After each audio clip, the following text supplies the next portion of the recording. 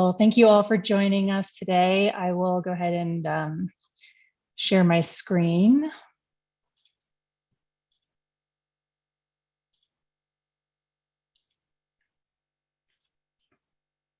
Can everyone see that? Okay. Great. Appreciate you all taking the time to join us for this optional meeting today. You probably saw the agenda that we sent out last week, and we intend to focus today really on looking at alternate compliance options for building owners, or really what we're calling compliance adjustment options. But before we begin, just wanted to do the usual slides to start us off. If everyone could change their Zoom name to their name and their company, that would be helpful. That would help us with attendance and for the notes. And just wanted to go over the meeting norms again.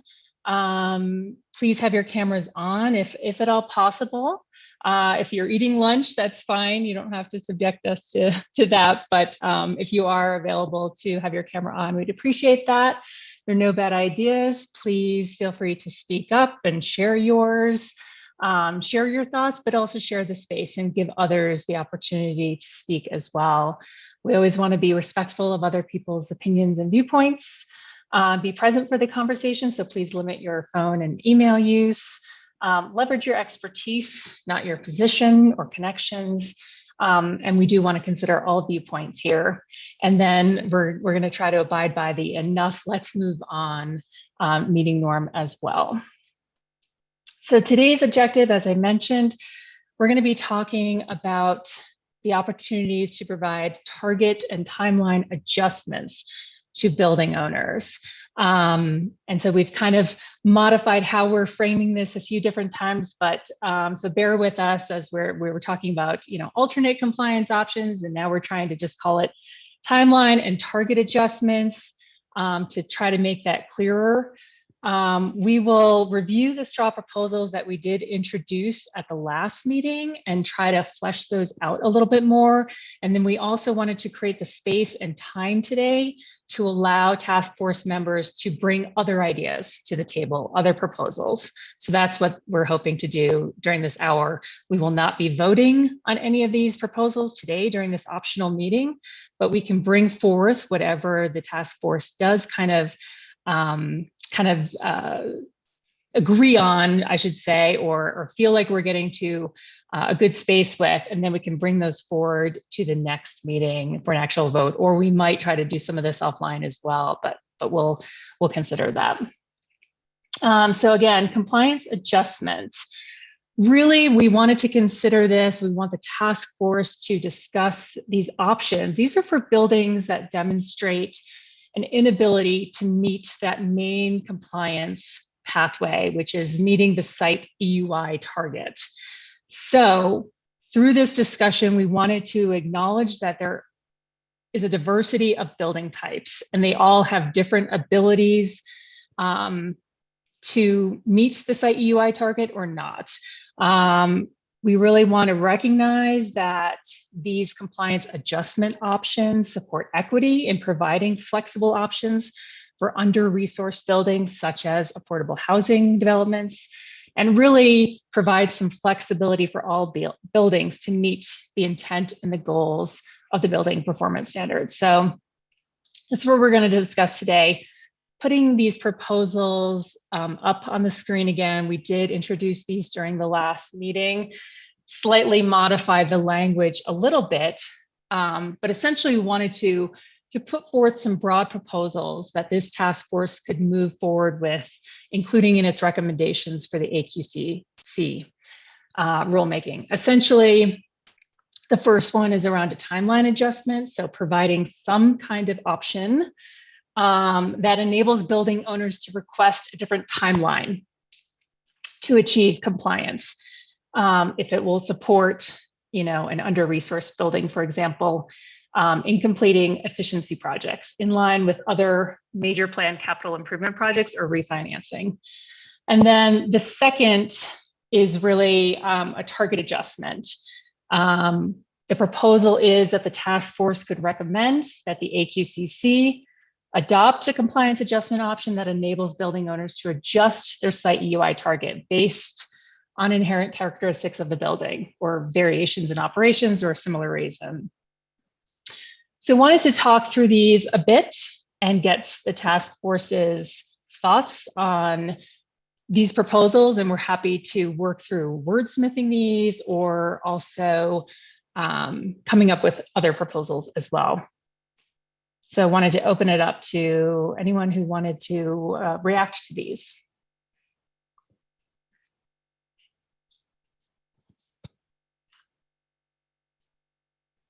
Well, that's a good question. This is Paul. Hi, everybody. Getting over COVID, so I might lose my voice, so I'll do my best. But anyway, so would either or both of these be things that the individual building owner would need to ask specific permission to follow these pathways? And would it be possible to do not only one or the other, but both? Is it possible to combine them? So just a starting question to get this going. Yes, thank you, Paul. That's a good question. Hope you are on the mend soon. I'm glad you could join us. Yeah, I think that's up to the task force.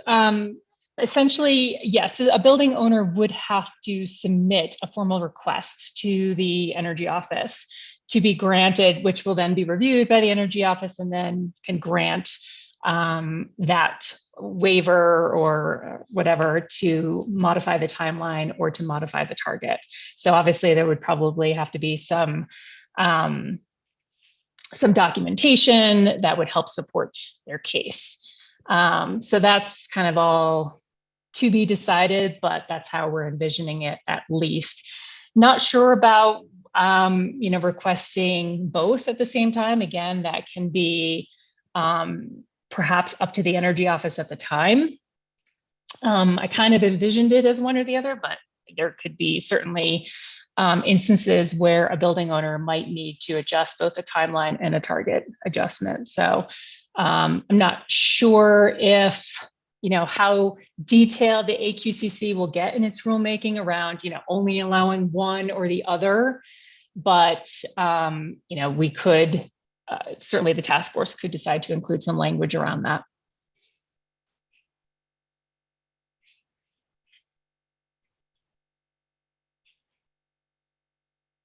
Anyone else have some thoughts around including a timeline adjustment or target adjustment? Someone might have chatted, but I'm not able to really see the chat. So Crystal, feel free to jump in if you. Yes, so Karen put in the chat, she asked if this is a one-time relief or if there's a limit on how many times they can access this adjustment.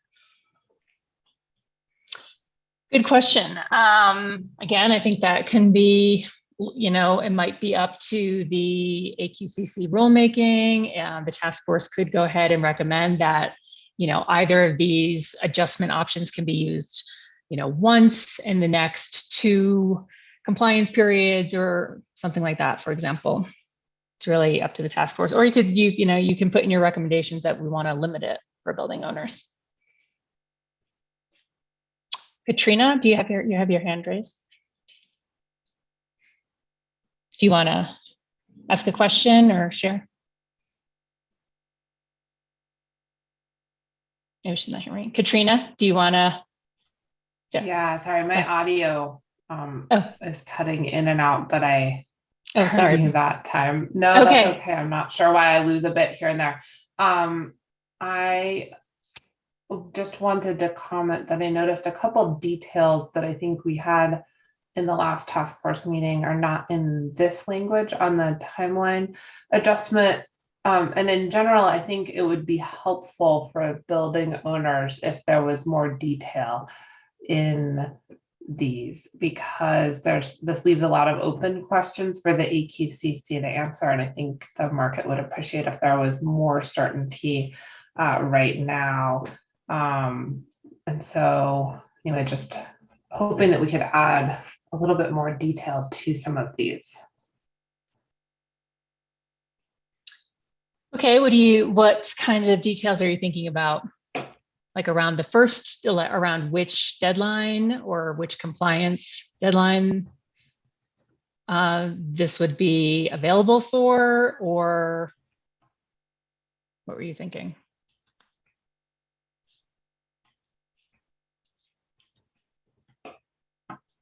Are you, is your audio cutting out again? Is that happening for other people?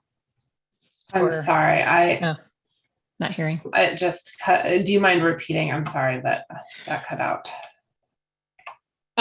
Just wanted to ask what kind of changes you'd like to make to the proposal. If it's around that this option is only available, for example, for the 2026 compliance deadline or for the 2030. Is everyone else hearing, by the way? Yeah, I think it was just me. There were okay. Apologies. Gotcha. I think I've fixed it now. I think some of the details that I think it came out were just specifics around what would qualify an under-resourced building for an adjusted timeline, in terms of maybe their need to wait until they're refinancing the building. I think it's helpful if some of those specifics are there around when would an under-resourced building qualify for an adjusted timeline because of the financing needs, or when would a building qualify for the upgrades around the capital improvements. I think there had been some specific language in there. I'm just trying to compare the two around waiting till end of system life. That's I think what you're referring to with planned capital improvements. I just think the more specifics are going to be helpful possibly.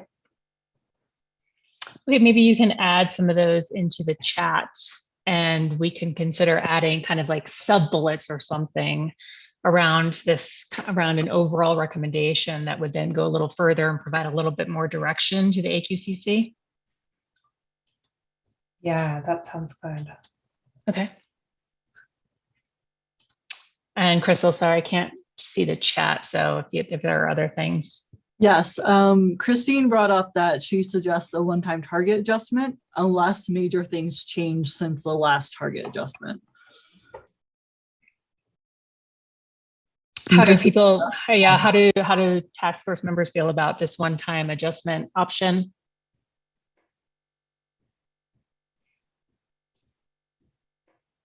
And this is Kim. I'll just add Karen's comment as well. I think it should be a one-time thing. And then if they need a waiver again, there's a greater burden on the owner to access an additional waiver.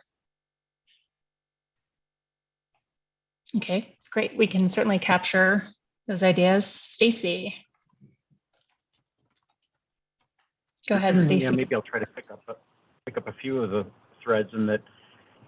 If you would request a waiver annually for an individual building, right? That seems what we're kind of saying, and yet, I guess maybe the nuance could be if a building owner submits a request for a waiver saying, we are in the process of installing these systems and we anticipate the completion of construction to happen in this time period,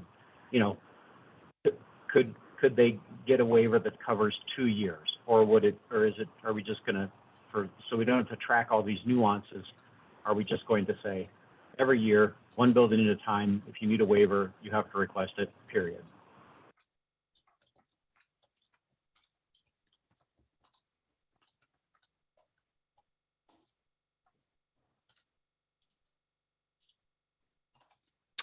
Yeah, how do others feel about that?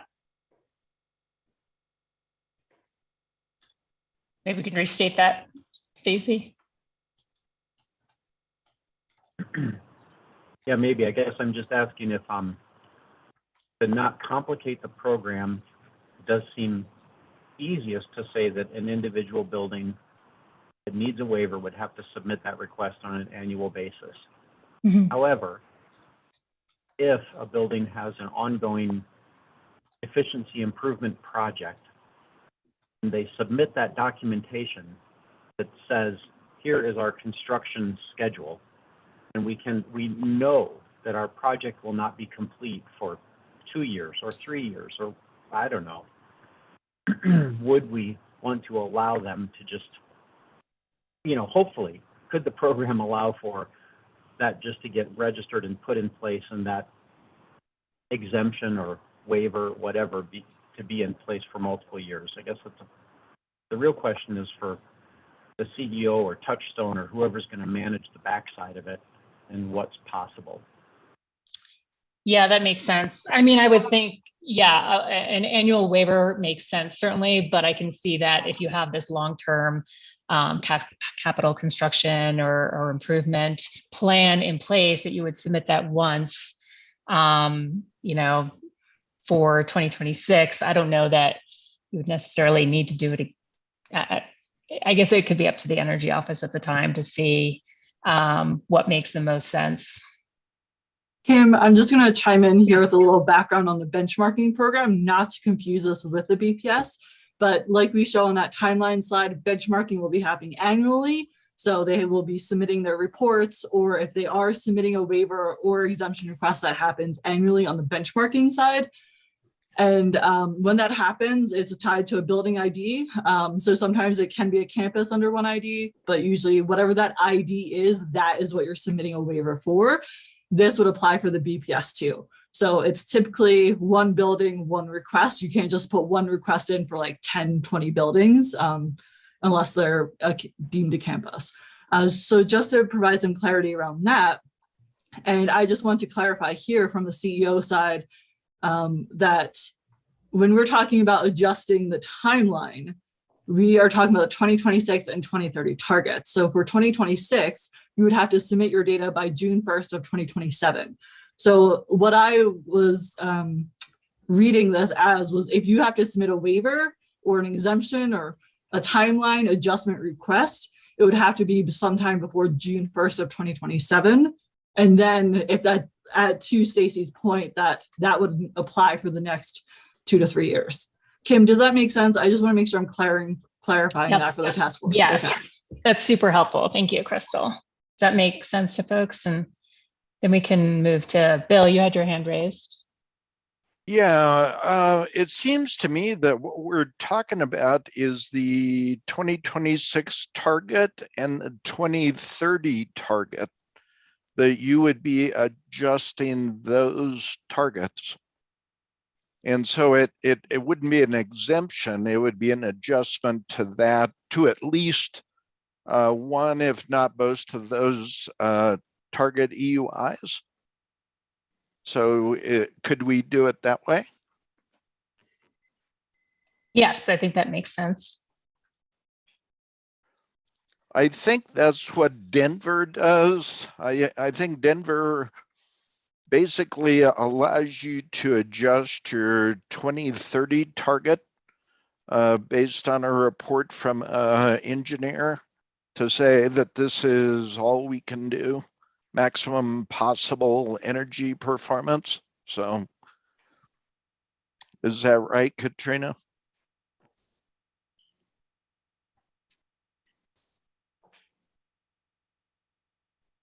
Yeah, that's right.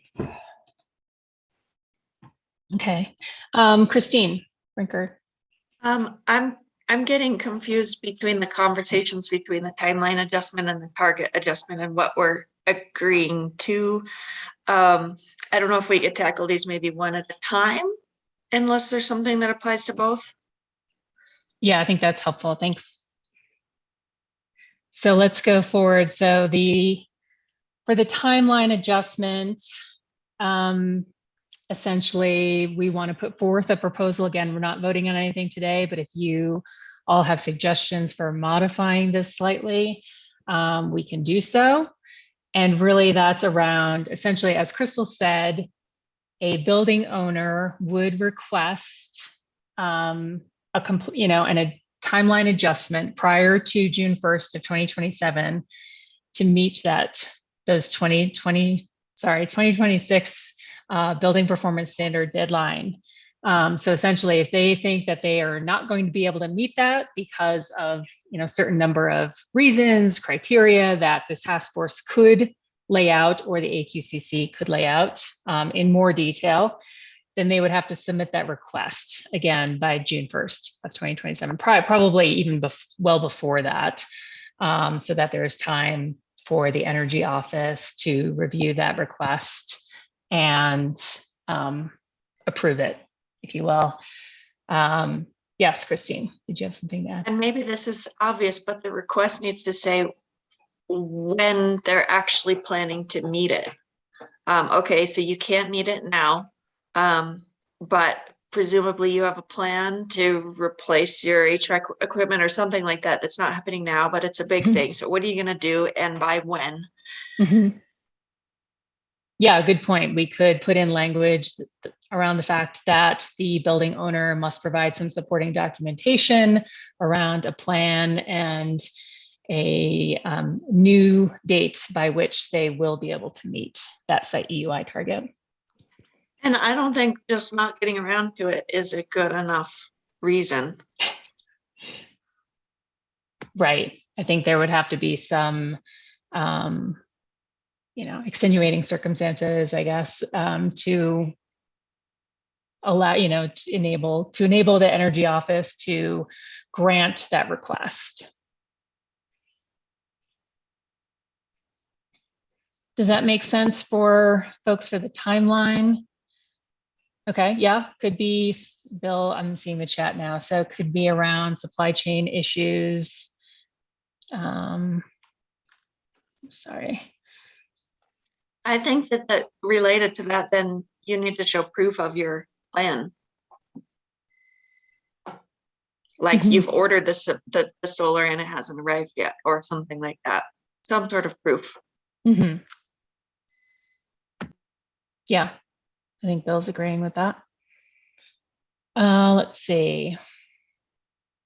Other comments that we want to read out. Karen is asking for examples of how a building might meet a target, but not a timeline, and the other way around.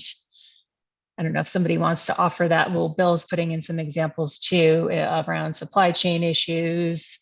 Others have examples? I think the timeline could be that you need to do a major HVAC upgrade, which is going to more than meet your requirements, but you're not going to do it for the next 3 or 4 years. Once you do it, you'll be just fine. So that would be an example of the first one, right? Other example of the first one would be affordable housing that can only do upgrades when they recapitalize, which is often once every 10 years. And so they would explain that and show their recapitalization schedule, right? Target adjustment, I think, would be, for instance, you just added a data center that wasn't there before that's going to use a lot more energy or something like that. So something big changed in your building. Not just that you're using more energy just because, but something major in your building changed.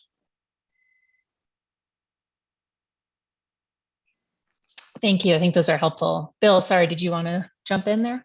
Well, I also think you're going to run into examples of buildings where the owner has done significant upgrades and still can't meet the target, and can't meet the target unless he does, $100 million worth of work. So, that could be an example of, there is just no way to get to this without, tearing the building down, sort of thing. So I think we have to allow for that, because the last thing we want to do is encourage people to tear buildings down from a carbon standpoint. Isn't that why we were allowing solar, for instance, as a way if you can't meet it with efficiency? Sure. Absolutely. But, I think solar is going to be constrained for the next several years, and that might not be an option.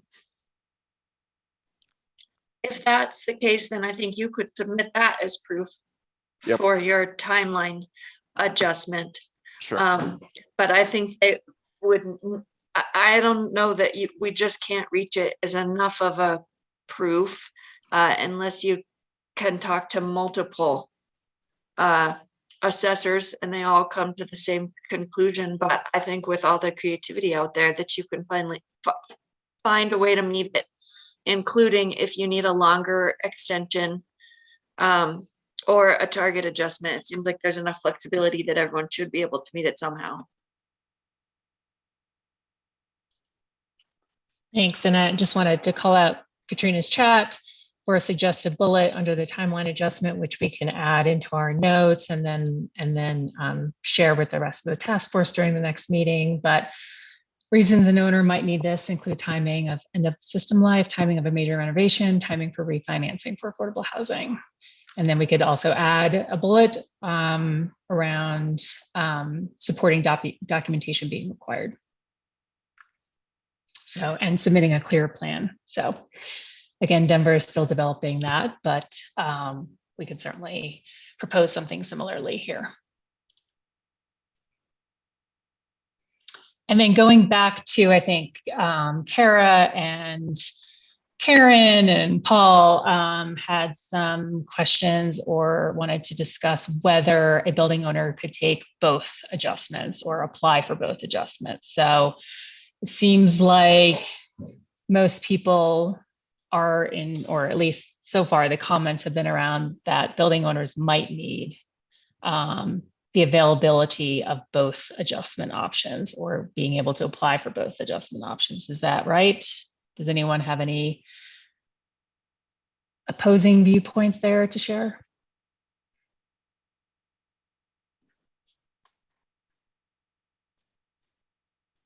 I mean, I guess and I see the logic in that, and I guess I would like to avoid creating too big of a loophole and for an owner to come in and just say like, I'm not going to do these upgrades. I'm not going to meet my EUI and I have no kind of timeline.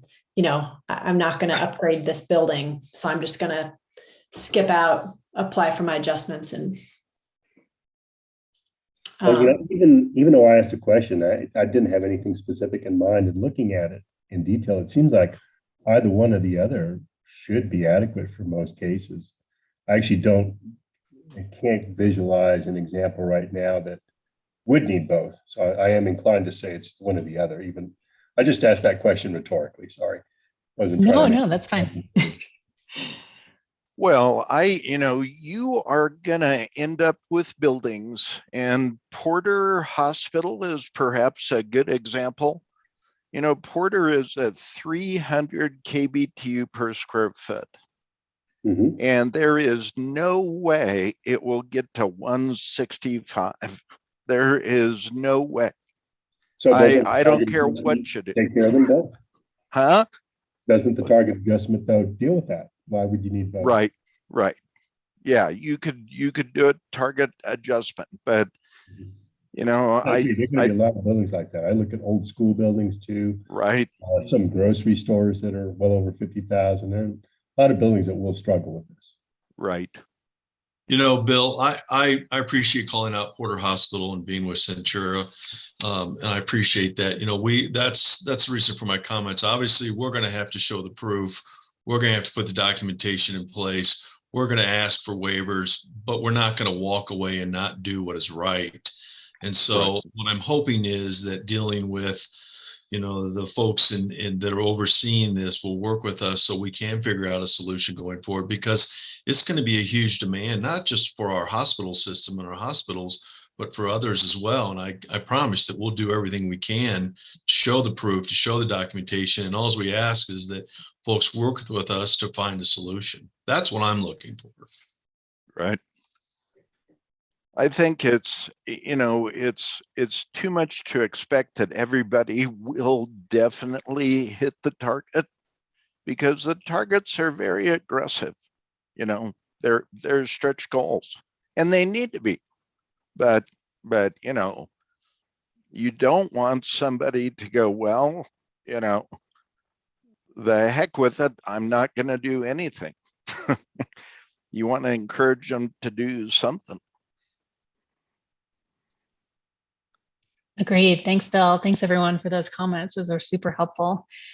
Well, I think we can move forward and, provide some more context around these proposals for the next meeting and just make sure that there is some flexibility built in for building owners to request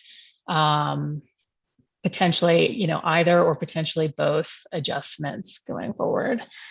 Wanted to see, go through some of these questions now to see if we're capturing all that we need to capture for, these compliance adjustments. So we wanted to pose some of these questions. Do we need additional flexibility beyond these target or timeline adjustments? Do these adjustment options make sense for building owners here in Colorado? What other considerations should be made by the AQCC in order to ensure that a building owner pursues efficiency and actually moves forward with trying to comply with the building performance standard before they request one of these compliance adjustments? And are there any other ways to simplify these adjustment options instead of having just, we don't want to make it too complicated, because then building owners, I think will throw up their hands and say, we're not going to do this. We'll just pay the fee. So just wanted to talk through some of these and get your thoughts.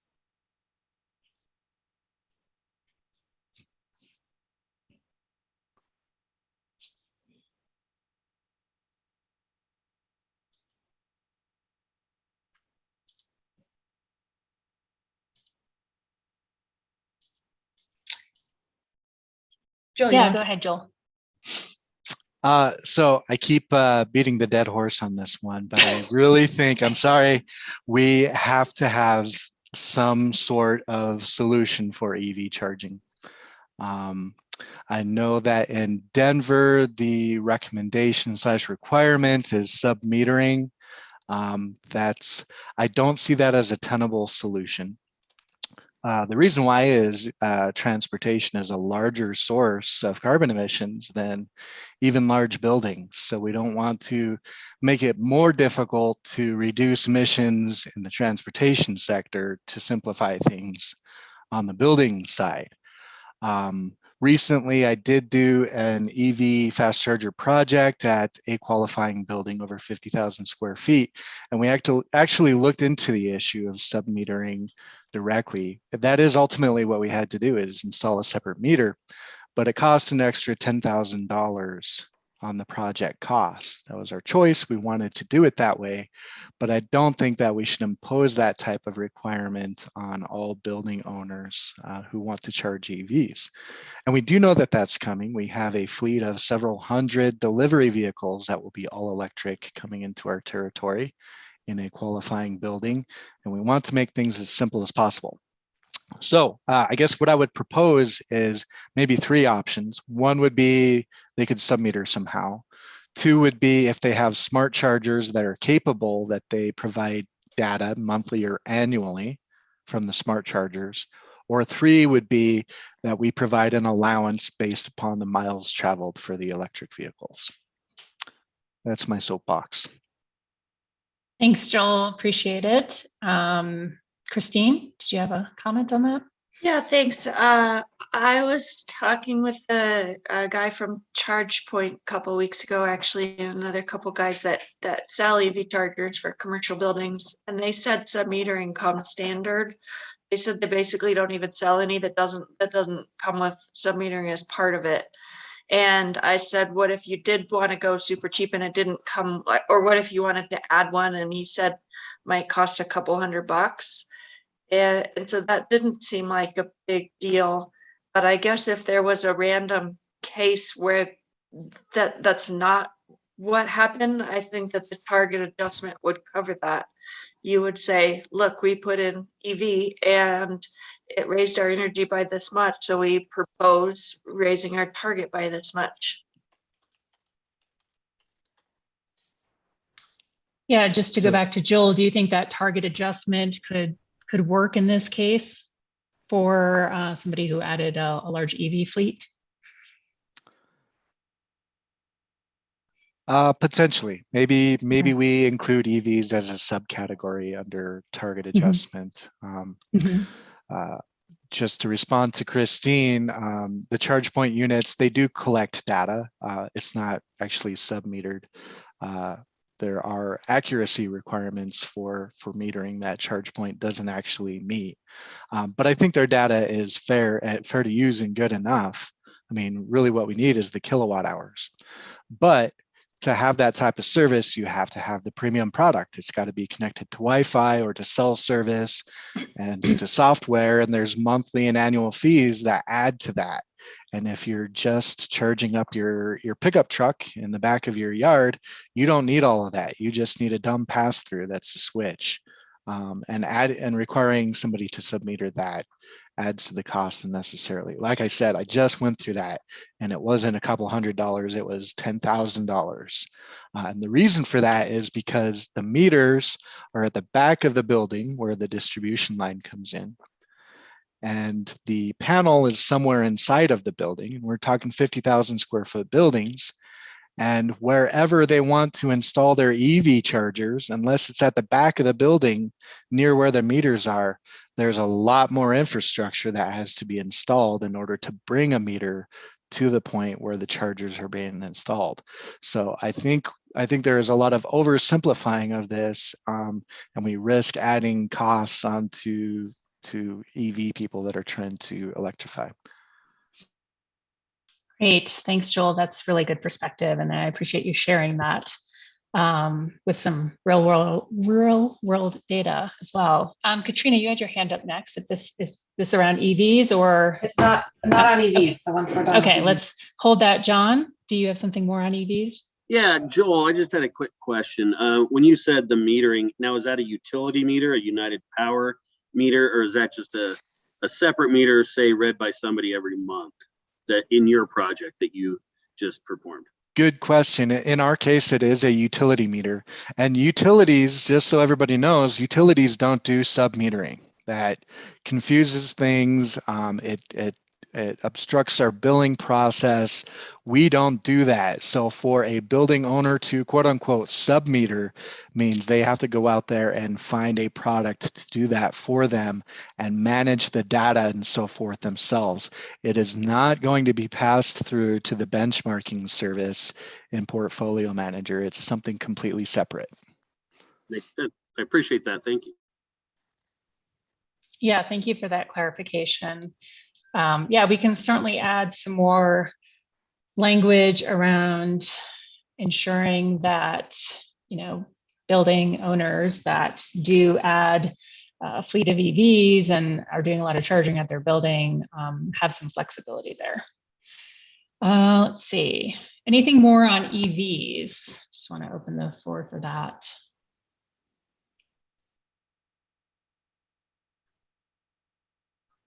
Okay, let's go to Katrina.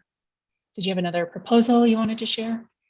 Yeah, I was just wondering if we want to consider making renewables an alternate compliance option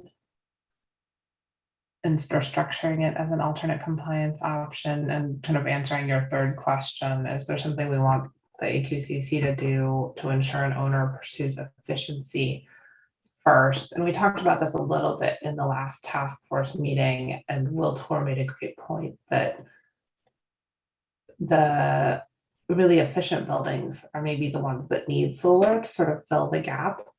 But I wonder if, once a building is close to its EUI target, if then maybe renewables are automatically allowed. But if a building is really far away from its target EUI, then they need to do efficiency first, and then they can pursue renewables to make sure the efficiency happens. And so I think there might be something there, and I'd love to hear from others what they think of that idea of structuring solar as an alternate compliance option instead of as an automatic credit. Sure, thank you for that. Anyone else have some ideas or opinions on that, as making solar more of kind of an alternate compliance option?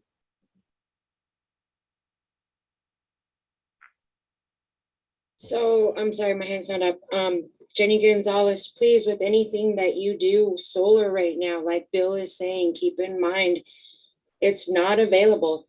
There are projects put on hold, over 300 within the United States, that don't have their products right now. So whatever pathway you are taking into this solar arena, keep that in mind, please. Give them time to receive their actual panels. They're not available. Mm-hmm. Yeah, thank you for sharing that. It's a good point. There are supply chain issues across a lot of equipment these days, so that's important to consider. Should we consider something besides solar? Should we consider wind? Should we allow other renewables besides solar?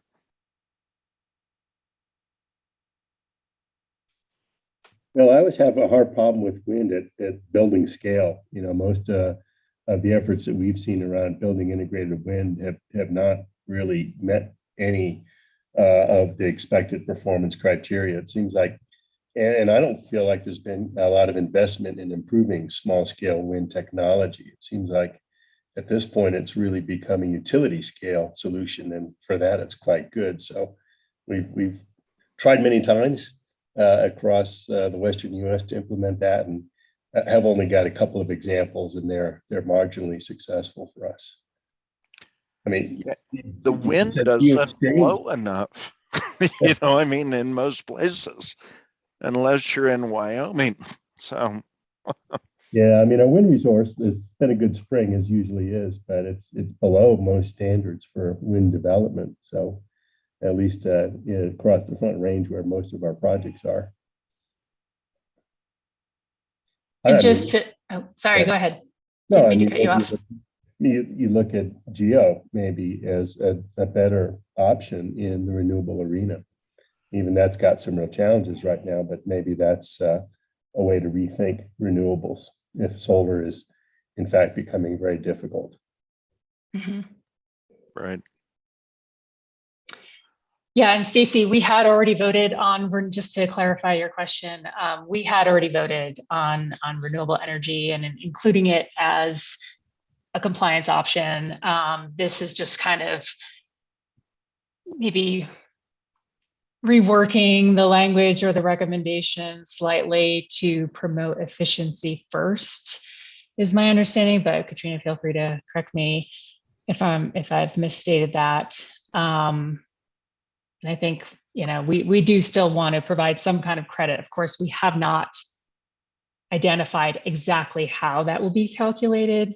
We have set out broad proposals that we want to ensure there's no double counting in the emissions reductions and in that broad recommendation. But we didn't, you know, we're not really, our recommendations currently do not necessarily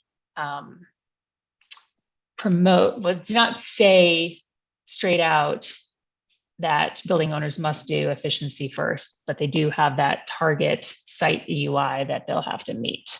So again, it's a little bit, you know, broad right now and not totally defined on how the AQCC will go forth and actually establish those rules.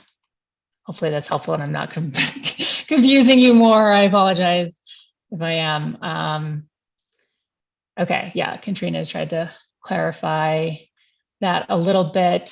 Renewables would count anytime someone has them.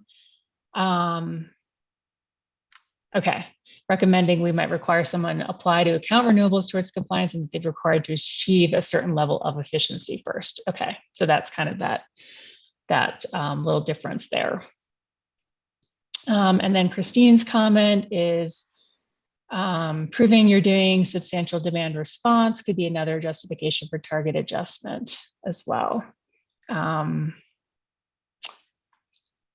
So back to Kara, that you have maybe a proposal around demand flexibilities potentially.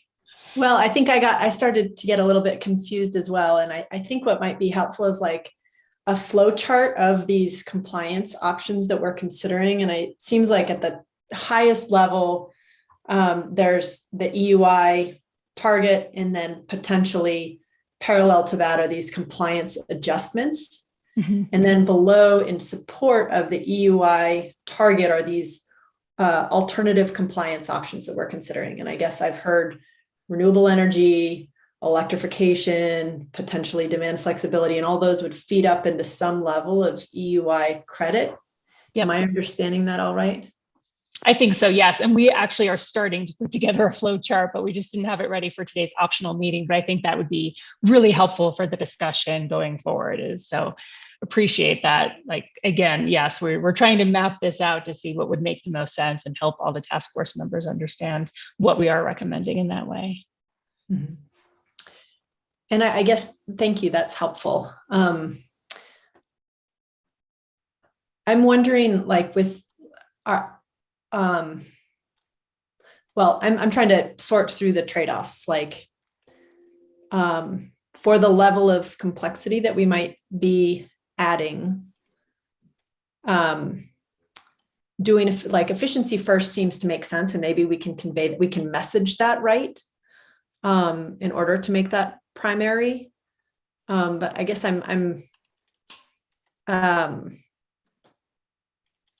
well, let me pause and maybe it'll become clear to me with more discussion. Yeah, no worries. Jenny, I wanted to give you a chance to speak.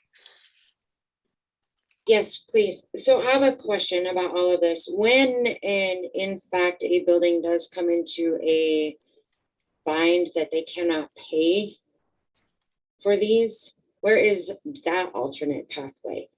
I'm listening. I hear all of you. Everything that you are asking for and requiring is going to be up to the building itself.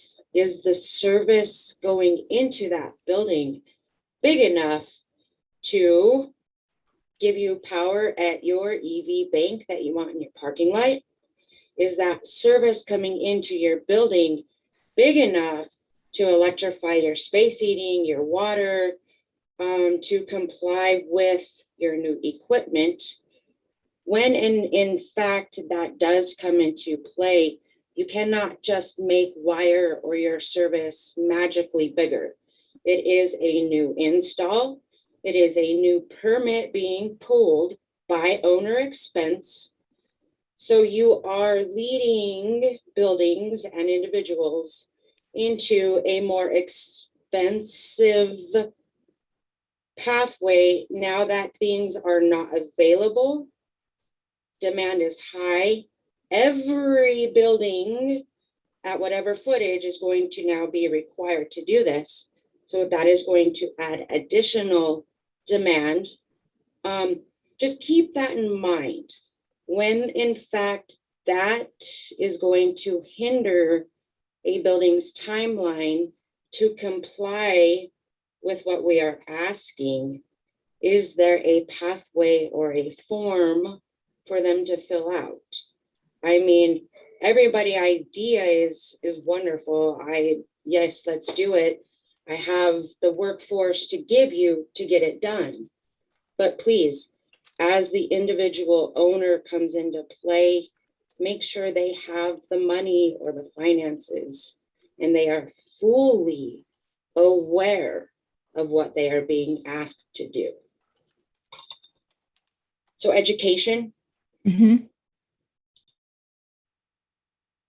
Yeah, thank you, Jenny. That's super helpful. And yeah, electric service availability could be perhaps some supporting documentation or a reason for a building owner to potentially request that timeline adjustment, along with, the supply chain issues or, potentially workforce issues as well. If that's, we can't get people to do that work. So I think all of those reasons could be considered as part of that supporting documentation to request that adjustment. And so, yes, there are plans for extensive outreach, and we do plan to communicate with building owners multiple times over the years, but also we will have a future task force meeting as well to talk about workforce considerations and programs to support compliance as well. So that's where we want to, bring ideas around how can we, as a task force, provide recommendations to the state in order to support building owners actually complying. Bill, did you want to speak up there? No. Just making the point that, depending on the area, you may not be able to even get that electric service till after 2026. So, wow. Yep. Okay, really good to know. Yes, and I think financial hardship, to Joel's point and Jay's point, we're always, part of those considerations that could be included in that supporting documentation to either request a new timeline or a target adjustment. Anything else that I'm missing? Sorry, I'm trying to scroll through these chats. So if anyone else wants to bring up those points. Yeah, I said, do we want to do something besides just EUI? Should we include maybe greenhouse gas reduction? I mean, the legislation says reduce greenhouse gases. So if an owner could prove that they reduce greenhouse gas, does that work? Another could be so basically allowing them to track, use a different metric essentially to comply. Right. Yeah. What do folks think about that?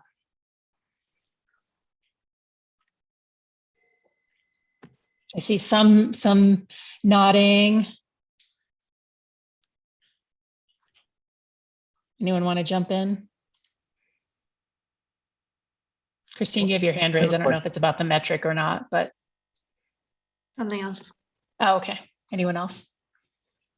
Can I ask if maybe this gets complicated or it's hard for building owners, right? But already using Portfolio Manager, you identify the square footage of your building, and you can just say, I have a office building, or I have a, whatever, if it's a single use type.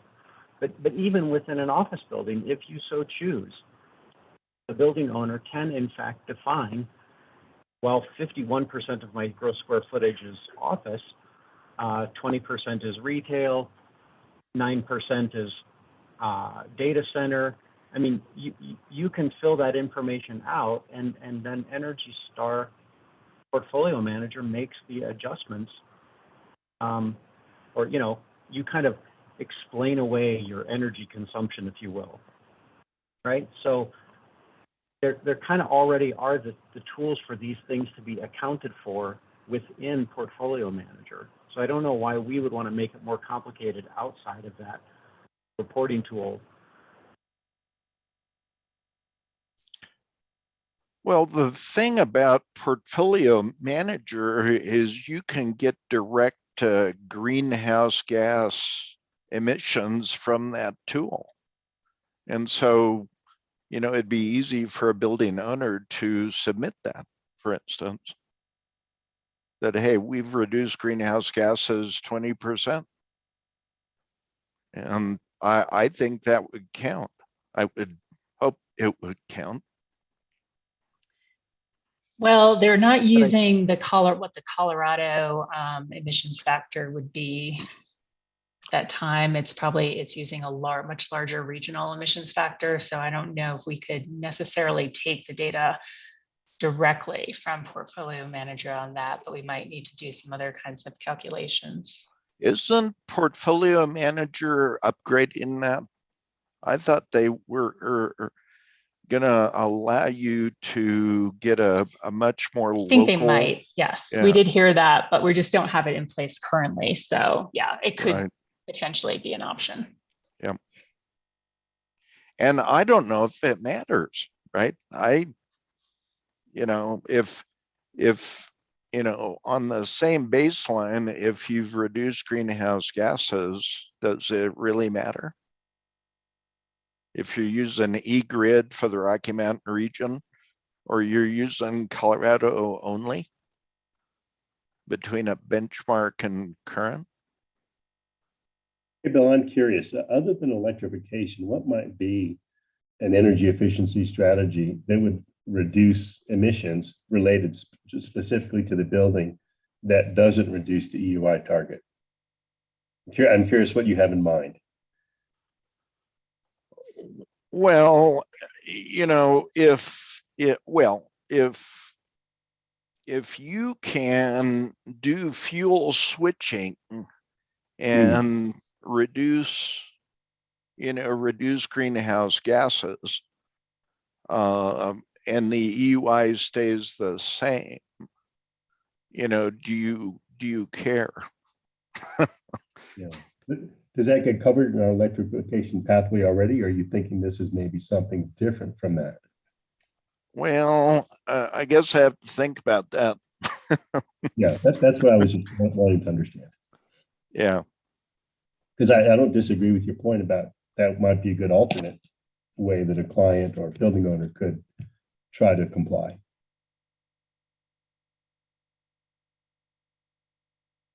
All right, well, we're nearing the end of our time and just wanted to say I appreciate all the discussion and comments. This is super helpful. We will be able to move forward and provide some more context around some of these proposals by the next meeting. Christine, something really quick? The bill laid out the law laid out financial hardship qualifications for the benchmarking part, but not the building performance standards part. So I don't know if those should be mirrored here as reasons for adjustments. That's all. Thank you. Yeah, we will go back to that and try to incorporate that language into the recommendations around that as well for requesting a timeline or target adjustment. Just want to let everyone know about the next full task force meeting. It is on Wednesday, May 25th. And then we will be talking about these other topics, workforce and equity programs to support compliance, and we'll also get you up to speed on the schedule for our public engagement meetings. But really appreciate the robust discussion today. Please feel free to reach out to anyone at the Energy Office or Lotus if you have any questions, concerns, comments in the interim, and we'll get those incorporated into the next meeting. And we will be putting together a flow chart as well to help us navigate this all, because I think that would be super useful, because you're not the only one who's confused. We're working through all of it. So appreciate it. Thank you so much and have a great rest of your day. Thank you.